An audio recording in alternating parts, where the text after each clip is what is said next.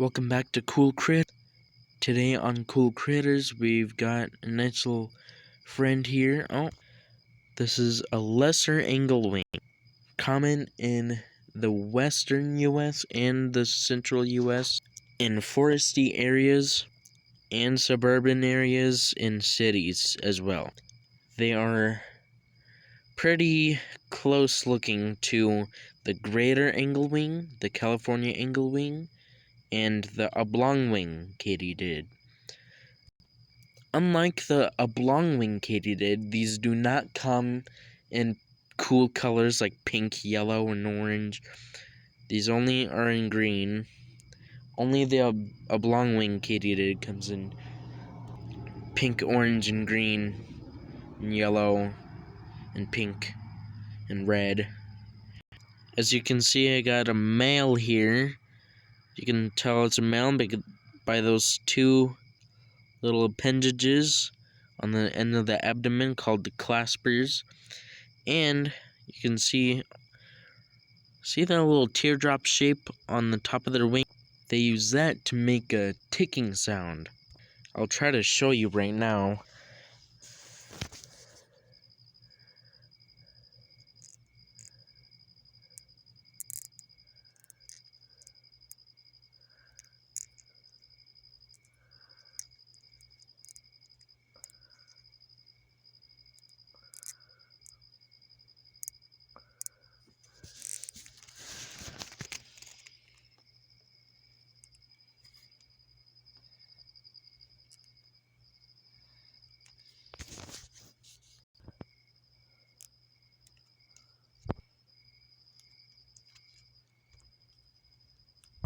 Okay, I can't do it. I'm sorry, guys. But they make a tick tick tick tick tick tick tick tick tick tick tick tick tick with those wing parts. I'll just do it like this. You don't really need to see it, but you can just hear.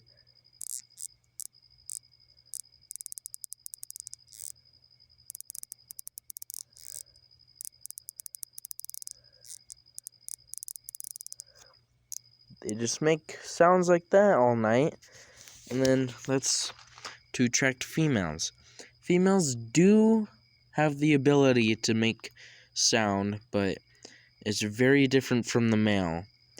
And using female sounds with anglewings is really hard to differ the species of them. But yeah, really cool little creature. They actually have, see those little, on their two pairs of front legs there, you can see little bumps right below the knee. Those are actually what they use to hear. They're little flaps on the knees that have a little membrane that is very sensitive to sound waves, and they use that kind of like an eardrum, and then that's how they can hear each other's sounds. Both males and females have those ears. And as you can see, they look exactly like a leaf. Like, if I, toss this thing on the ground, you would never know if it's an insect. You would think it would be a leaf. And also, it also has the same texture and pattern as a leaf. You can kind of hear the texture. But yeah, it's exactly like a leaf. Everything about it is like a leaf. Even the veinings of the wings, those are not just colors, those are the actual veins of the wings that the insect needs. And it looks like leaf veins, exactly. And very, very cool. Oh, very cool bug. They start out as nymphs. They don't make chrysalises like butterflies and moths. They lay. What the female does, they have a hook-like appendage on the back of their abdomen. You might have seen like really super long ones on some crickets. But what they do, they find a branch, and they constantly gnaw and peck at it with that ovipositor. Eventually, they stick it deep into the branch, making a little cavity. With that, they feed the eggs through the ovipositor into that little crevice that they made in the branch, and then they put their eggs in there. And then the eggs hatch after like a year, I think, into little baby katydids with no wings. They don't have any wings. They look exactly like this, but without wings.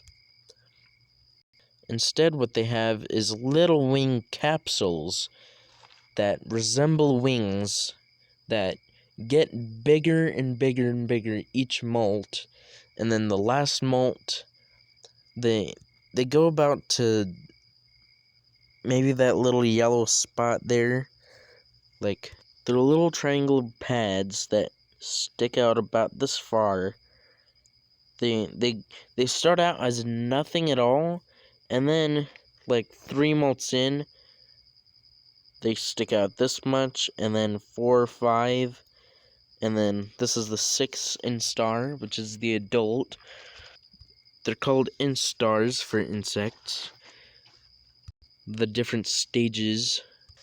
And then finally, 6th instar, they molt one last time, and they grow big, beautiful wings. One last thing.